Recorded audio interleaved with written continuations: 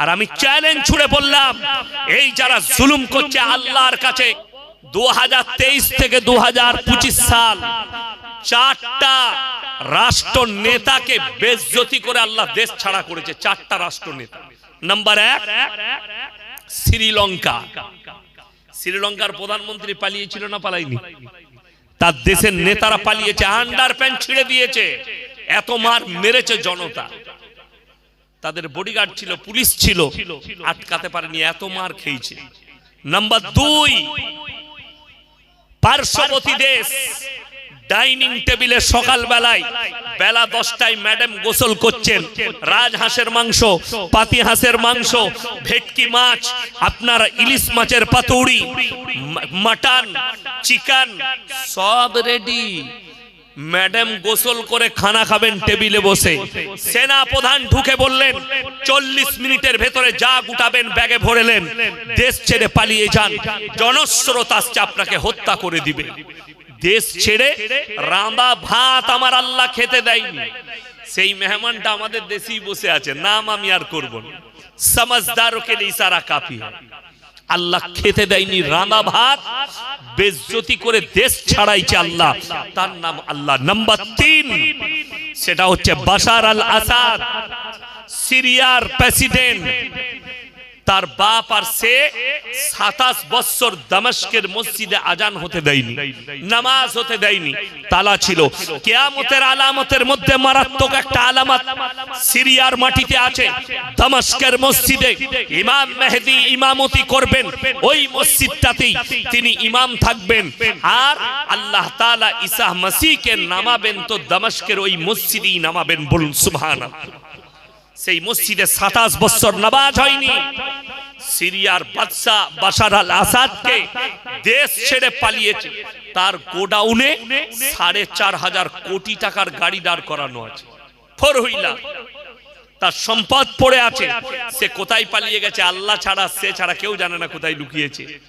দেশ ছাড়া করে দিয়েছে, জনতা বেইজ্জতি করেছে আমার আল্লাহ। নাম্বার 4 এখনো 6 মাস হয়নি, নেপালের মন্ত্রীদের আন্ডারপ্যান্ট আর পিঠের চামড়া তুলে দিয়েছে জনতা। ঠিক বললাম না ভুল বললাম? কথা বলে না? দেখেননি আপনারা মোবাইলে খবরে? দেখেননি? দেশ ছাড়া করেছে। ওই জন্য শুনে রেখে দাও, কেউ জালিম হয়ো না। যদি তোমাকে নেতা হতে হয় হযরতে উমরের মতো হও, হযরতে আলীর মতো হও, হযরতে আবু বকর সিদ্দিক রাদিয়াল্লাহু তাআলা আনহুর মতো হও। আপনি এটা ভাববেন না জান্নাত খুব সহজ, নেতা হওয়াটা খুব সহজ। আরে নেতা তো অনেক দূরের কথা। কিয়ামতের দিনে 100টার মধ্যে, বর্তমান সময়ের কথা বলছি, 100টার মধ্যে 90টা মাদ্রাসা মসজিদের সেক্রেটারি পেরুতে পারবেন কি এটাও সন্দেহ আছে। কোথাকার বললাম?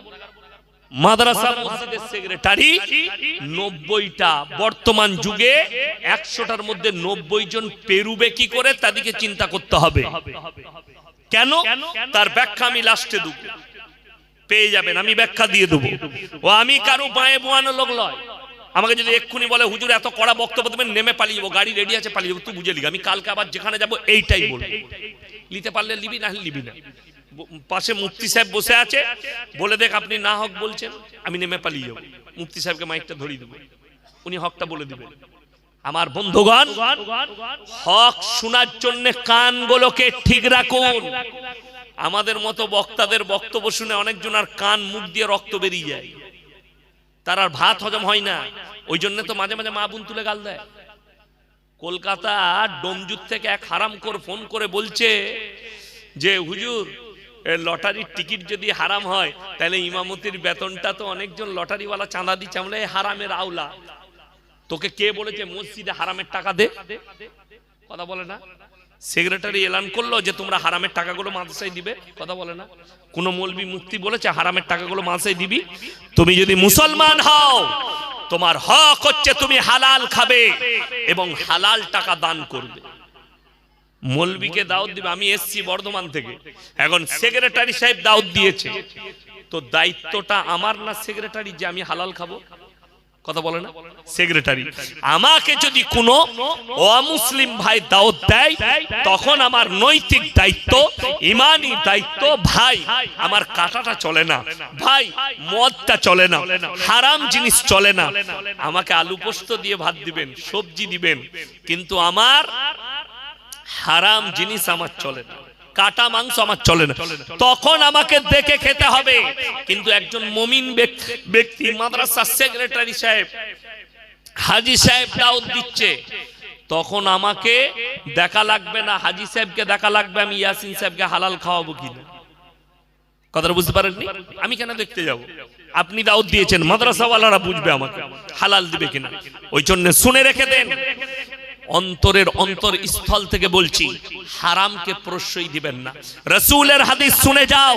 যারা মনে করছো হারামের উপরে জীবন যাপন করে আমার ছেলেকে, আমার সন্তানকে সুখী করব, নবীজি বললেন যারা নিজের সন্তানের মুখে হারাম খাবার তুলে দিবে সেই সন্তান কোনোদিন নেক হতে পারে না। ওই জন্য জালিম কেউ হবেন না, জোরে বলুন ইনশাআল্লাহ। জুলুম কেন? যত নরমাল হবেন। কি দেখছেন? পাশে মুফতি সাহেব আছেন, আমাকে দেখছেন, ডাক্তার মাস্টারকে দেখছেন, মাদ্রাসার সেক্রেটারিকে দেখছেন, নেতাদিকে দেখছেন, না না না, কোরআন শোনাবো, চোখ দিয়ে আপনার পানি আসবে। যারা প্রশংসা করছে নিজের, জমিনটা অহংকারের জায়গা নেই। কেন? কোরআন কি বলছে শুনে নেন। আল্লাহ মানুষের জন্য কি বললেন? সূরায়ে দাহার 29 পারা। কোন সূরা বললাম? সূরায়ে দাহার 29 পারা, একবারই প্রথম আয়াত। হালাতা আলাল ইনসানি হিনুম মিনাদ দাহরি লাম ইয়াকুন শাইয়াম মাযকুরা। হে আমার নবী, বলে দাও দুনিয়াতে তোমাদেরকে পাঠাবার পূর্বে তোমার পরিবারে, তোমার গ্রামে, তোমার অঞ্চলে, তোমার এলাকায় তোমার কোনো কালচার ছিল না। আমি আল্লাহ আমার দয়ায় পাঠিয়েছি, তারপরে যোগ্যতা তো আমি আল্লাহই দান করেছি। ইয়াসিন সাহেব মনে হচ্ছে আপনার বক্তা, বিশ্বাস করুন কথা বলছি, কোরআন হাদিসের কথা বলছি। কে বলাচ্ছে? আমার আল্লাহ আমাকে ইলমে লাদুন্নির দ্বারা বলাচ্ছেন। মানুষের ক্ষমতা নেই। এক্ষুনি আমার মেমোরিটা যদি আল্লাহ সরিয়ে দেয় আর আমি যদি ভুলবো, কি আপনারা বলবেন ইয়াসিন সাহেব পাগল হয়ে গেছে? বলবেন না? বলবেন না? তাহলে দেখা গেল আমার কোনো কৃতিত্ব নাই, আমার আল্লাহর কৃতিত্ব। ওই জন্য সবাই একবার আল্লাহর প্রশংসা করে জোরে বলুন আলহামদুলিল্লাহ। আল্লাহর প্রশংসা যত করবেন তত কম। আপনি এখানে বসতে পেরেছেন, আপনি সুস্থ আছেন, আল্লাহর শুকর আদায় করুন, ইমানদারির সঙ্গে বলুন সবাই আমরা আল্লাহকে বিশ্বাস করব ইনশাআল্লাহ। আল্লাহকে বিশ্বাস করুন। যেহেতু একটা কথা বলে দিই, মনে রাখবেন, দিলে গেঁথেলেন, পৃথিবীর সব শক্তি যদি একদিকে দাঁড়িয়ে যায়, আল্লাহর কসম করে বলছি কোরআনকে, ইসলামকে মিটাতে কথা বলেন পারবে না। অসীম সরকারের মতো দু একটা মুতখোর গোবরখোর গাল দিচ্ছে, এতে কোনো যায় আসবে না। এদিকে আমি গুনতিতে রাখি না, কেন? আপনারাও রাখবেন না। একটা কথা মাথায় রাখুন, স্বামী বিবেকানন্দের মর্যাদা বেশি না এই মুতখোরের মর্যাদা বেশি? একটা হাদিস শুনিয়ে দিই, গায়ে লাগবে কিন্তু হাদিস সত্য, হাদিস সহি।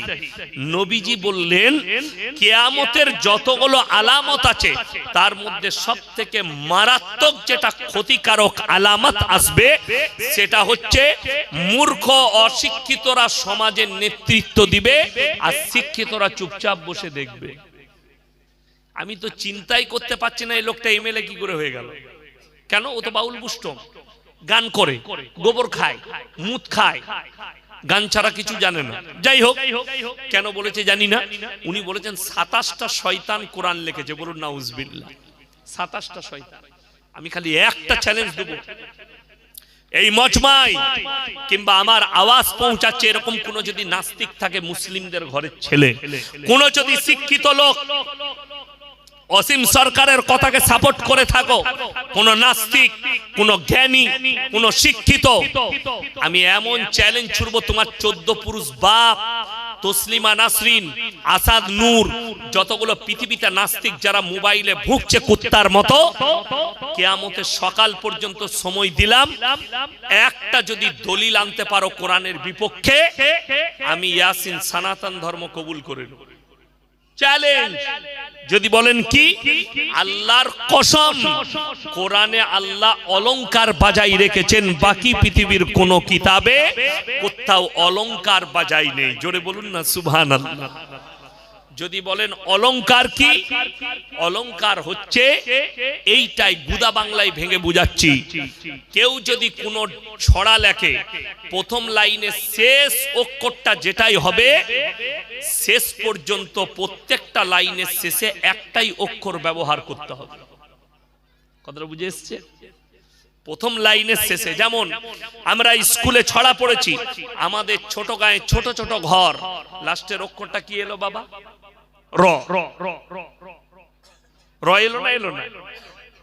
লেখো, আমাদের ছোট গায়ে ছোট ছোট ঘর, থাকি সে তা সবে মেলে নাহি কেউ পর। আবার কি এলো? র। দুটো লাইন মিলে গেল। পাড়ার সকল ছেলে মোরা ভাই ভাই, তৃতীয় নম্বরে গিয়ে হস্যই হয়ে গেল। তার মানে অলংকার ভেঙে গেল। এইরকম একটা ছড়া, একটা গান, একটা পদ্য, একটা গদ্য, একটা গজল, কোন মৌলবি, কোন মুহাদ্দিস, কোন মুকাররির, কোন মুফাসসির কারোর একটা কিতাব বার করে নিয়ে এসো কোন জ্ঞানীর, যার লেখার মধ্যে তারা অলংকার বাজাই রাখতে পেরেছে, আল্লাহর কসম পাবে না। কিয়ামতের সকাল পর্যন্ত সময় রইল। যদি বলেন আল্লাহ কোরআনে কেমন অলংকার বাজাই রেখেছেন, কোরআন খুলুন 30 পারা। কত পারা বললাম? 30 পারা। ওয়াশ-শামসি ওয়া দুহাহা, লাস্টের অক্ষরটা কি এলো? হা। ওয়াল কমারি ইদা তালাহা, আবার কি এলো? ওয়াল-লাইলি ইদা জাল্লাহা, ওয়াল-লাইলি ইদা ইয়াগশাহা, ওয়াস-সামাই ওয়া মা বানাহা, ওয়াল-আরদি ওয়া মা তাহাহা, ওয়া নাফসি ওয়া মা সাওয়াহা, ফাআলহামাহা ফুজুরাহা ওয়া তাকওয়াহা। জোরে বলুন সুবহানাল্লাহ। এই সূরার শেষ পর্যন্ত আল্লাহ একটাই অক্ষর ব্যবহার করেছে, প্রত্যেকটা লাইনের শেষে আল্লাহ কোরআনে অলংকার বাজাই রেখেছে। আসাদ নূরের মতো হারামের আওলাদ, তসলিমা নাসরিনের মতো হারামের আওলাদকে বলো, এই অলংকার বালা একটা লেখা তোমরা নিয়ে এসো কিয়ামতের সকাল পর্যন্ত। ওই জন্য মাথায় রাখবেন, আমার আল্লাহ সত্য, আল্লাহর উপরে দৃঢ় বিশ্বাস, কোরআনের উপরে দৃঢ় বিশ্বাস আনবো। সকলে জোরে বলুন ইনশাআল্লাহ। এখন দেখুন, দুজনের মধ্যে কাকে মানবেন এটা আপনার ব্যক্তিগত ব্যাপার, আপনার রুচির ব্যাপার। অসীম সরকার বলেছে 27 জন কোরআন লিখেছে, আর স্বামী বিবেকানন্দ আমেরিকার শিকাগো শহরে দাঁড়িয়ে বলেছে, আমার চোখে যদি পৃথিবীতে মহামানব কেউ থাকেন, তিনি হচ্ছেন একমাত্র হযরত মুহাম্মদ মুস্তাফা। সকলে জোরে বলুন সাল্লাল্লাহু আলাইহি ওয়াসাল্লাম। আপনি আর পর মুতখরের কথা শুনবেন না, অসীম বাবুর কথা শুনবে এই স্বামী বিবেকানন্দের, এটা আপনার ব্যক্তিগত ব্যাপার, রুচির ব্যাপার। আচ্ছা দেখুন, অসীম সরকার যে ভাষাটা খারাপ করলো কোরআনের, আপনি গুনতিতে বলতে পারবেন কটা লোক ইসলাম ছেড়েছে? কথা বলে না? গুনতিতে কোনো কিছু নাই, কোনো খবর নেই। কিন্তু অবাক হবেন, দিল্লিতে একটা ডিবেট হলো, কলকাতার একজন মুফতি সাহেব, মুফতি সামাইদ নদভী, গোটা পৃথিবী দেখেছে, ভারত নয়, গোটা পৃথিবী। সামাইদ নদভী এবং ফিল্মের একজন আর্টিস্ট, তার নাম হচ্ছে জাভেদ আখতার। সে নামটা মুসলমান হলেও অ্যাকচুয়ালি সে নাস্তিক, কোন ধর্ম মানে না। সে বলছে দুনিয়া এমনি চলছে। তার সঙ্গে ডিবেট হলো, ডিবেটে হেরে গেল জাভেদ আখতার।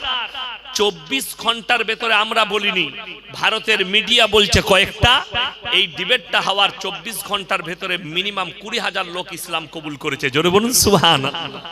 তাহলে দেখা গেল কামিয়াবি আমাদের আছে, হকের আছে, না হকের নেই।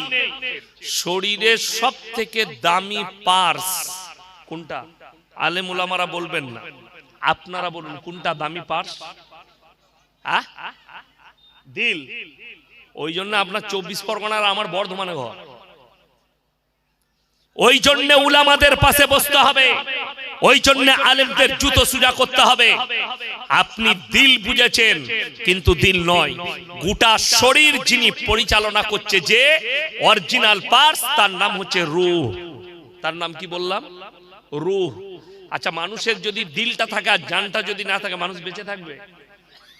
এই যে মোবাইলটা, এই মোবাইলটার আসল পার্টস কোনটা? কথা বলেন। ব্যাটারি। এই যে কারেন্টটা চলে গেল, লাইট গুলো জ্বলছিল না, বন্ধ হয়ে গেছে। কথা বলেন। বন্ধ হয়ে গেল কেন?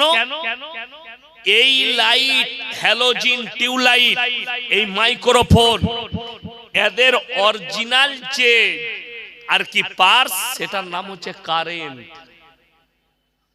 পাওয়ারটা। সেটা না থাকলে এ চলবেই না।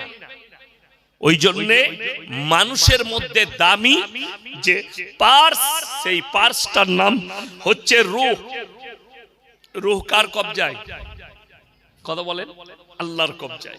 আপনার বারুইপুরে নয়, কলকাতার যতগুলো ডাক্তার আছে, ডাক্তার বাবু আছেন, সবাইকে এক কাছে করুন, দিয়ে জিজ্ঞেস করুন, মানুষের মধ্যে আপনারা তো এত রুগী ফাড়েন সকাল থেকে সন্ধ্যা, আপনার পিজি থেকে ক্যামরি, এমরি, যতগুলো আছে, বাঙ্গুর, কত কত ডাক্তার রোজ, কেউ পেটের, আপনার লিভারের ডাক্তার, কেউ কিডনির, কেউ ব্রেনের, কেউ হাড়ের, সব পার্শ্বের ডাক্তার আছে।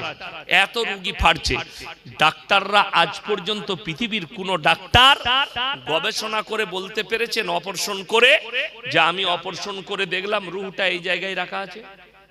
কথা বলে না। আল্লাহর কসম খেয়ে বলে যাচ্ছি, কিয়ামতের সকাল পর্যন্ত বলতে পারবে না। আল্লাহ নবী জনাবে মুহাম্মদুর রাসূলুল্লাহ, সকলে বলুন সাল্লাল্লাহু আলাইহি সাল্লাম, আল্লাহকে প্রশ্ন করলেন, ওয়ায়াসালুনাকা আনির রূহ, ওগো আল্লাহ, রূহটা কি? আমার আল্লাহ নিজে উত্তর দিলেন, কুলির রূহু মিন আমরি, রূহ হচ্ছে আমার আল্লাহর হুকুম। 30 পারায় আল্লাহ কসম খেয়েছেন, কার? ওয়ান্নাজিয়াতি গরকা, আমি আল্লাহ কসম খাচ্ছি আমার ওই ফেরেশতার, যারা তোমাদের শরীরে আমার হুকুমে ডুব মারে। গর্ক শব্দের অর্থ হচ্ছে ডুব মারা।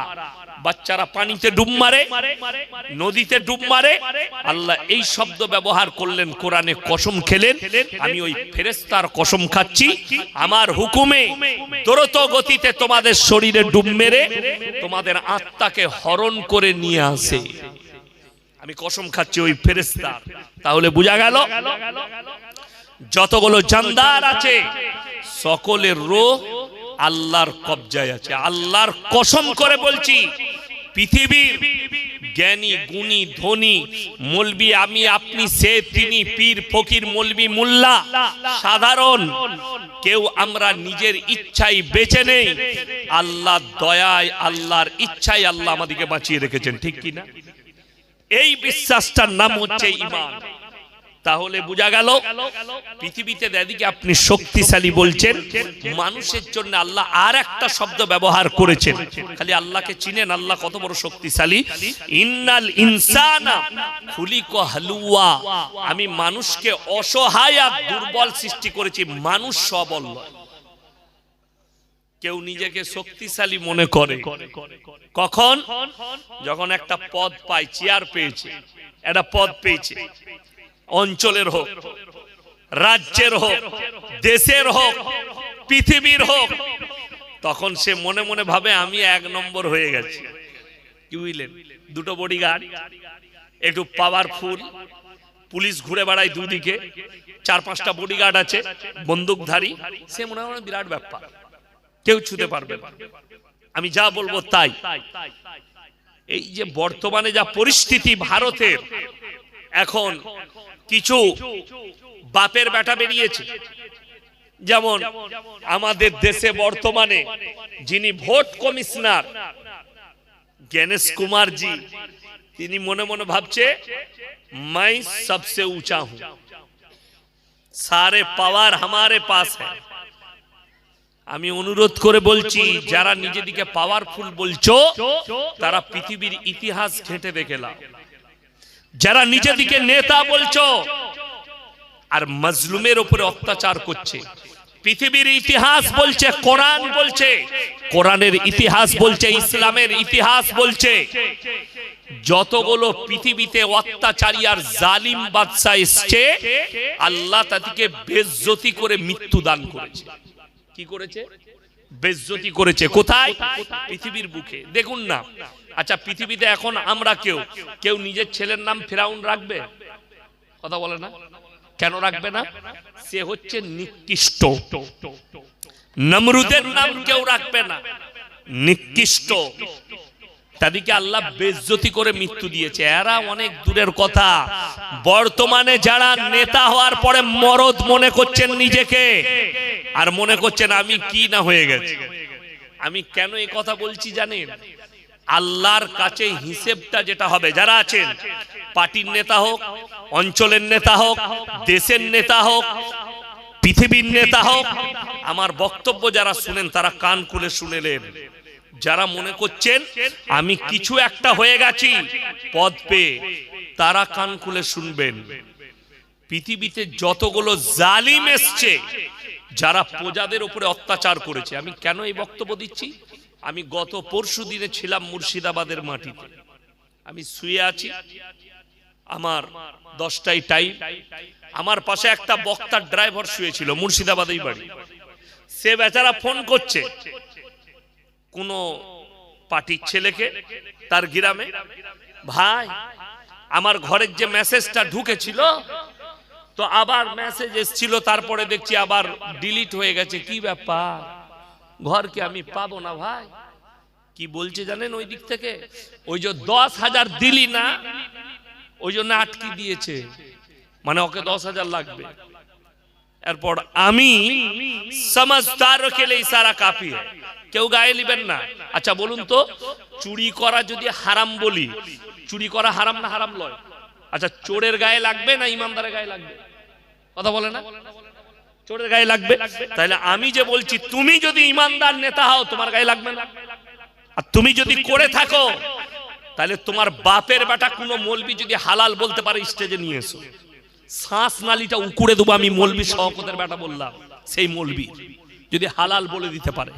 বাই ক্যামেরা চলছে, গোটা রাজ্যের মানুষ নয়, দেশ প্রদেশের মানুষ দেখবে যে এই মৌলবিটা হালাল বললো, যে না 10,000 টাকা কেটে নিবি ওইখান থেকে দালালি করে, এটা জায়েজ আছে। গরিব মানুষকে সরকার দিচ্ছে 1,20,000 টাকা ঘর করতে, হারামখোর ফোনে বলছে 20টা আমাকে আগে দিবি। কেউ যদি আল্লাহর হক মারে, নামাজ একটু কম পড়েছে, নামাজ ছেড়ে দিয়েছে, রোজা ছেড়ে দিয়েছে, আল্লাহর হুকুমের বাইরে চলেছে, ওটা আল্লাহর এখতিয়ার। আল্লাহ ইচ্ছা করলে ক্ষমা করতেও পারেন, না করতেও পারেন, ওটা আল্লাহর হক মেরেছেন। কিন্তু কোন ব্যক্তি কেউ যদি বান্দার হক মারে, মানুষের হক মারে, তা আল্লাহর কাছে সেই বান্দা যতক্ষণ না ক্ষমা করবে, আমার আল্লাহ ক্ষমা করবেন না। জানা আছে তোমার হাদিস, কোরআন। তুমি যার হক মারছো শুনে লাও, বেশি দূরে নিয়ে যাব না। যারা মনে করছেন এসআইআর করে মানুষকে পেরেশান করছি, তাদেরকে বলবো, শ্রদ্ধের উলামা ইকরাম, হুফাজ ইকরাম, স্নেহের তালাবাই আজিজ, আর আমার জ্ঞানী গুণী মানি সম্মানী মাননীয় শ্রোতা মণ্ডলী, পর্দার অন্তরালে পর্দা নসিব মায়েরা এবং বোনেরা, আল্লাহর বড় দয়া, কৃপা, ভালোবাসা আমাদের প্রতি, গোটা বিশ্বের প্রতি। সবাই আল্লাহর শুকর আদায় করে হৃদয় থেকে বলি আলহামদুলিল্লাহ। তারপরে পরে বিশ্ব নবী জনাবে মুহাম্মদুর রাসূলুল্লাহ, সকলে বলুন সাল্লাল্লাহু আলাইহি ওয়াসাল্লাম। তিনার প্রতি শত কোটি দরুদ বর্ষিত হোক, বলুন আমিন সুম্মা আমিন। সবাই একবার দরুদে ইব্রাহিম পাঠ করি। আল্লাহুম্মা সাল্লি আলা মুহাম্মাদিন ওয়া আলা আলি মুহাম্মদ কামা সাল্লাইতা আলা ইব্রাহিম ওয়া আলা আলি ইব্রাহিম ইন্নাকা হামিদুম মাজিদ। আল্লাহুম্মা বারিক আলা মুহাম্মাদিন ওয়া আলা আলি মুহাম্মদ কামা বারাকতা আলা ইব্রাহিম ওয়া আলা আলি ইব্রাহিম ইন্নাকা হামিদুম মাজিদ। গুটি কয়েক কথা আলোচনা করব, আমরা সকলে আমল করব, বলুন ইনশাআল্লাহ। তার আগে বলি যে ইসলাম শুধু নামাজ, রোজা, তাসবিহ, তেলাওয়াত, কলমা, হজ, যাকাত এটাই শেখায়নি। আমরা যারা মনে করি এইখানে ইসলাম, না, পরিপূর্ণ একটা জীবন ব্যবস্থার নাম ইসলাম, যেটা মাথা থেকে পা পর্যন্ত আল্লাহ এবং আল্লাহ রসুল সাল্লাল্লাহু আলাইহি সাল্লামের আদর্শে বাঁধা থাকবে। তো আল্লাহ তাআলা বসার আদবটাও শিখিয়েছেন, যে কোন দিনই প্রোগ্রামে কোরআন হাদিসের অনুষ্ঠানে বসলে জমে বসতে হয়। আমি একটু অনুরোধ করব, এই মদের জায়গাটা যেটা খালি আছে এটা একটু আল্লাহর ওয়াস্তে পূরণ করেন তো ভাই, ইনশাআল্লাহ। দেখি এই যে উঠে আসুন, পেছনের ভাইরা পেছনে জায়গা পাবে, মাশাআল্লাহ, উঠে চলে আসুন না, একটু পূরণ করে দেন, এই ভেতরটা ফাঁকাটা পূরণ করেন, দেখে খারাপ লাগছে, মাশাআল্লাহ। হ্যাঁ, উঠে আসুন, খুব সুন্দর, উঠে চলে আসুন। আপনারা এইদিকে উঠে আসুন না, পেছনে জায়গা পাবে ভাইরা, একটু উঠে আসুন আল্লাহর ওয়াস্তে, একটু হারকত করে দেন ভাই, একটু চেপে চেপে উঠে আসুন। এই যে বুলু জামা, আপনি উঠে আসুন। হ্যাঁ, মাশাআল্লাহ, উঠে আসুন। ওই জায়গাটা, ভেতরে জায়গাটা পূরণ করুন। সামনেটা, এখানে কিছু পড়ে আছে কি? কোনো খারাপ জিনিস আছে এখানে? নোংরা পড়ে আছে কিছু? যদি না থাকে পূরণ করুন, মাশাআল্লাহ। ভেতরে ঢুকে আসুন, জাযাকাল্লাহ। আসুন ভাই, একটু চেপে চেপে বসে যায়, শীতের রাত্রি, গরম নেই, অসুবিধা নেই, বসুন, মাশাআল্লাহ। এক নম্বর, পৃথিবীর বুকে আল্লাহর যতগুলো সৃষ্টি আমরা দেখছি, তার মধ্যে সব থেকে সুন্দর সৃষ্টির নাম হচ্ছে মানুষ, বলুন আলহামদুলিল্লাহ। সব থেকে সুন্দর যতগুলো আল্লাহর সৃষ্টি আছে, আল্লাহ উত্তম রূপে মানুষকে সৃষ্টি করেছে। এবং এই যে স্টেজটা দেখছেন সাজানো হয়েছে ফুল দিয়ে, সাজিয়েছে না সাজাইনি? সাজিয়েছে, কাপড় দিয়ে ফুল দিয়ে সাজানো হয়েছে। কেন? যার জন্য যে ভালো যেন লাগে। রতনপুরের ছেলেরা বলবে আমরা জলসা করলাম, স্টেজটা ফুল দিয়ে সাজিয়েছিলাম, খুব সুন্দর লাগছিল, একটা ভালো চেয়ার দিয়েছি, ভালো লাগার জন্য। মানুষ বাড়ি বানায়, বাড়িতে মার্বেল, টাইলস, দামি দামি জিনিস লাগায়, কেন? ভালো লাগার জন্য। আমার আত্মীয় আসবে, বলবে না বাড়ি একখানা বানিয়েছি। আল্লাহর কসম, আল্লাহু তাবারক তাআলা এই গোটা পৃথিবীটা সাজিয়েছেন শুধুমাত্র নিজের বান্দার জন্য। জোরে বলুন সুবহানাল্লাহ। কোরআনে আছে সূরা কাহাফের একবারই প্রথম পৃষ্ঠায়, ইন্না জাআলনা মা আলাল আরদি যিনাতাল লাহা লিনাবলুয়াহুম আইয়ুহুম আহসানু আমালা।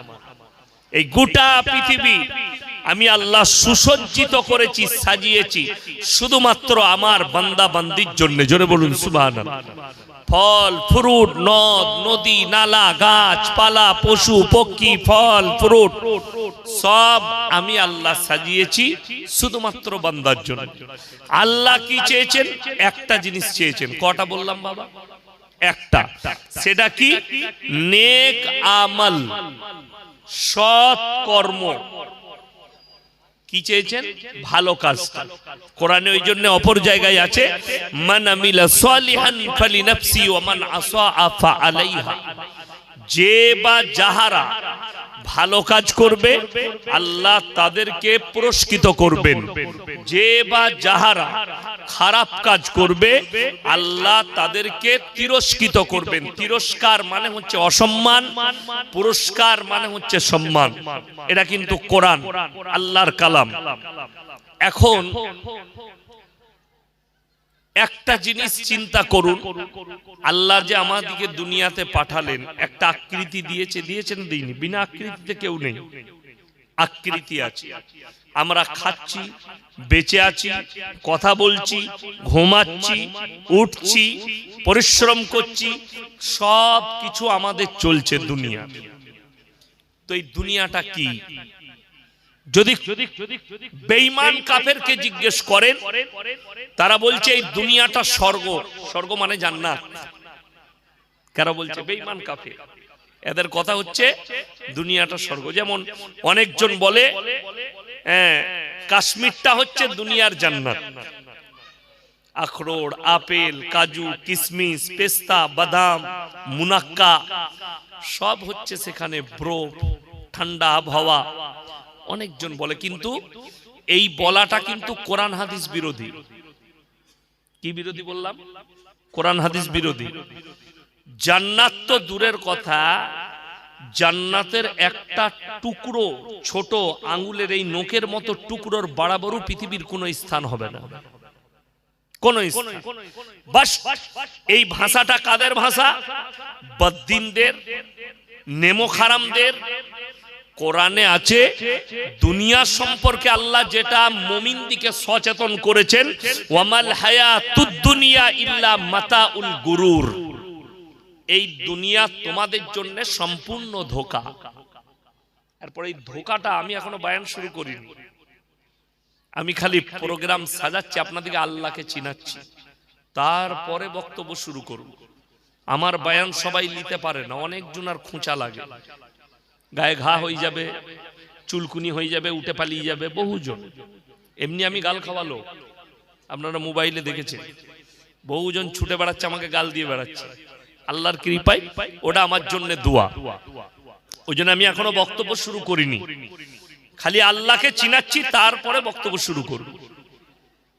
তো এই যে আপনি দেখলেন দুনিয়াটা ধোঁকা, এই ধোঁকাটার ব্যাখ্যা আমি আপনাদেরকে দিয়ে দিচ্ছি। আমাদের জীবনে তিনটে অংশ আছে। কটা বললাম বাবা?